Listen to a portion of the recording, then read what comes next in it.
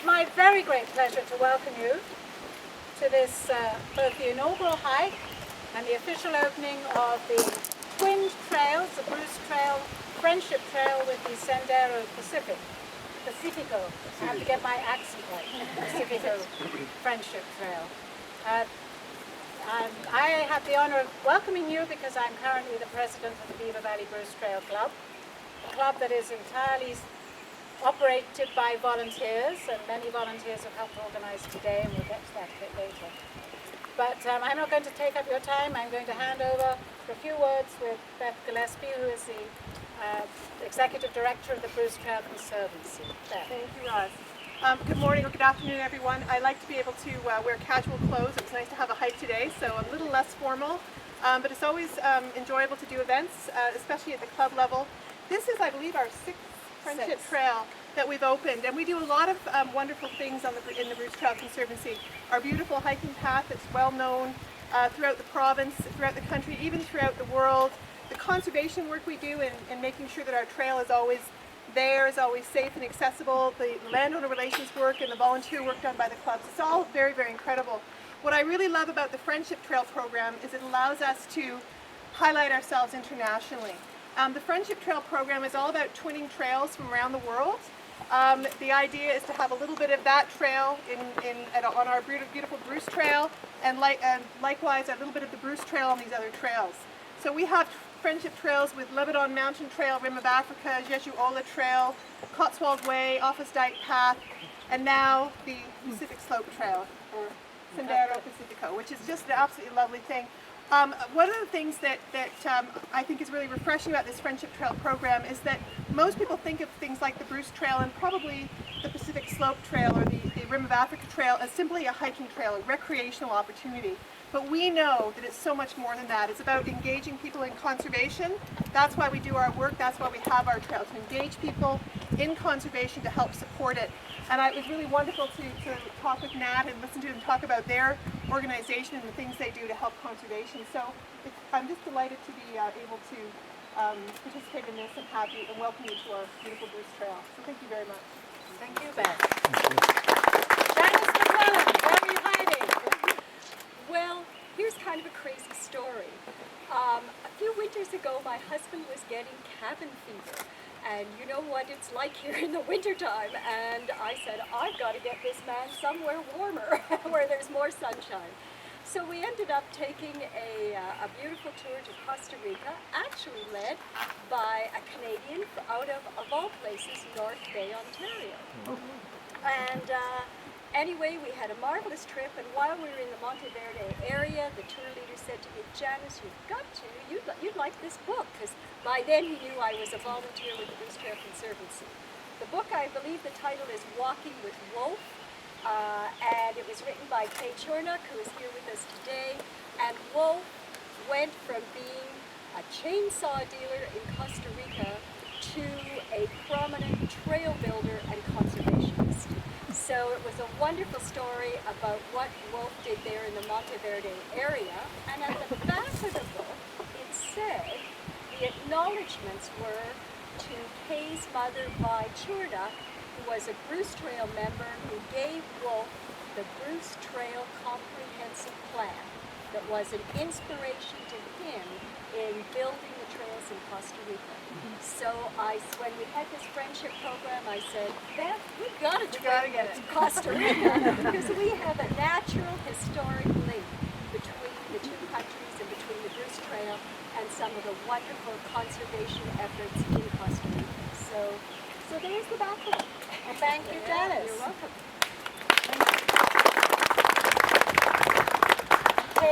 Kay Chornock, just heard Janice introduce her. Would you like to say a few words, Kay? Sure. So I grew up hiking on the Bruce Trail.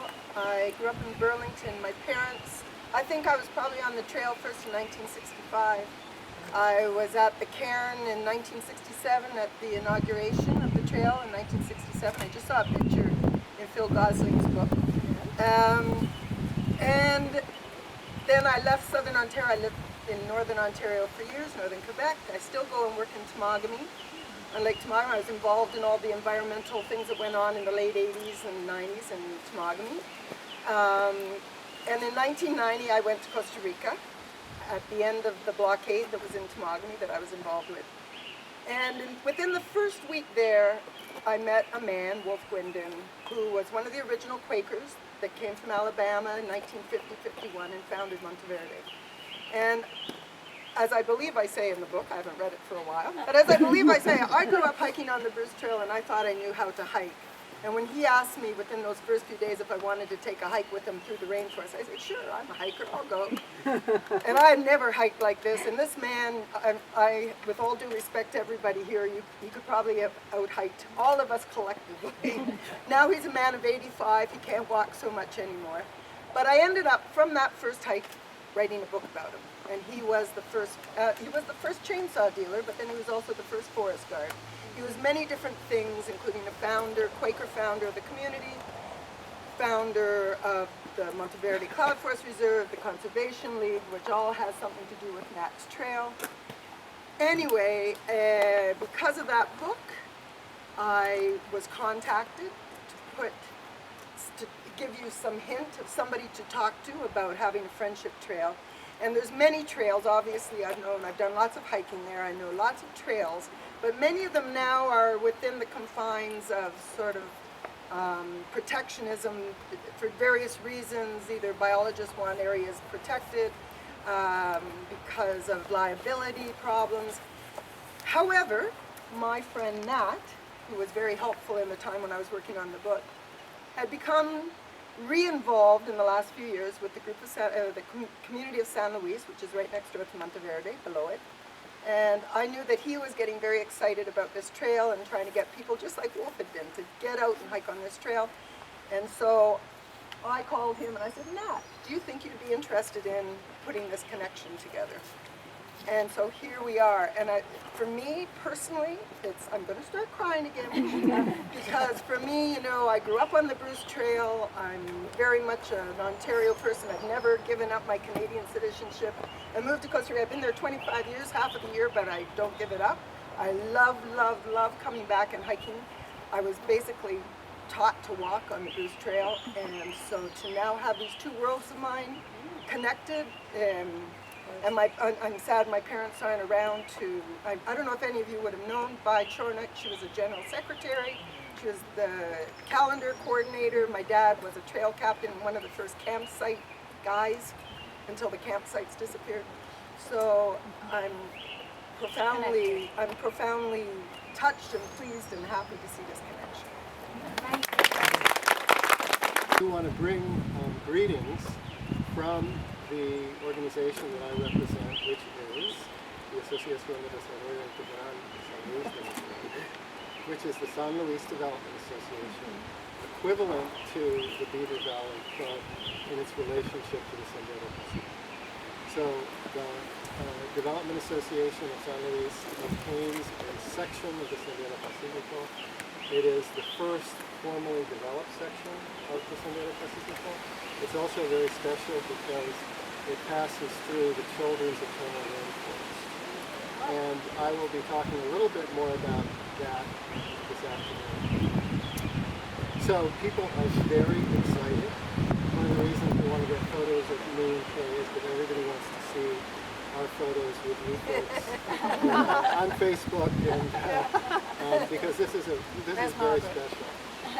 People are very, very excited about this trail, and they're excited about the relationship between the Bruce Trail, as we can see, particularly the Beaver Valley. So thank you for taking me on a wonderful hike. And we'll talk more this afternoon. Well, thank you very much for inviting us, and what a great day. It's not snowing, and it's... Not too muddy. But we were just talking to a lady just a few minutes ago there, and where my farm is near the St. Hampton Caves. And certainly if you want to go find snow, you'll find snow in those caves in the middle of July. So if you feel like a snowball fight, that's the place to go. Anyway, great announcement today for us, and certainly one more thing for, again, recognizing Grey Highlands as part of your trail here, but it's also, the Bruce Trail is always a fantastic idea, a fantastic opportunity to see the Bruce Trail itself, but also the Niagara Escarpment, which is part of that whole, biosphere reserve that's been recognized, and hopefully we're going to get that re-recognized again. We had individuals from France a year ago that are in the process of doing that. So again, it's just one of those extra things that adds to that beauty that's part of that. And as you probably know, I am a representative on the Niagara Escarpment Commission, and I've just been reappointed for another 4 years. So I will be your representative. I will be your representative there. But yeah, and also that's all going through a review. But again, I guess the whole part of this new announcement is great for Grey Highlands and also the County of Grey, which is also represented here today with regards to its tourism side of recognition. Visit grey.ca. But I guess this adds to another part of, I guess, council, that I can tell people to go take a hike. So I guess on behalf of the council and all the people of Grey Highlands and Grey County, I bring greetings to your new announcement with regards to the Bruce Trail and the Friendship Trail, and all the best for moving forward. Thank you, Mayor. Thank you very much. Thank you. Do you want to say a few words? Crossing conservation areas managed by the Grey Sorbel Conservation Authority. And I understand from Dick Hibner, please come forward, Dick, who is chair of the Conservation Authority, that the Boyne River system, part of the watershed managed by the Conservation Authority. So, okay. thank you for coming. Yeah, I'm chair of the Grey Sorbel Conservation Authority, which embraces the Beaver River, Boyne River, of course, part of that watershed, as well as ones further to the west. And we were just visiting with the folks at Grey Highlands this week, and one of the little bits of information we shared with them is that Grey Sorbel Conservation Authority owns 29,000 acres of land within our watersheds, which is pretty significant public ownership of land for a variety of recreational and natural conservation purposes. And within that 29,000 acres, we actually own 12,000 acres, which is within the Niagara Escarpment Plan. So in terms of interface with the Bruce Trail and the Bruce Trail clubs, a very solid and long-standing partnership, and it works very well to our mutual benefit and to the benefit of all those who live in the region, as well as who come to the region from across this globe, actually, to enjoy what we have. And I can't say enough about the success of those partnerships and the dedication of people like the Bruce Trail clubs in building, maintaining the trails and those relationships with landowners and others. So congratulations on a wonderful international initiative as well today. Glad to be part of it. Thank you very much.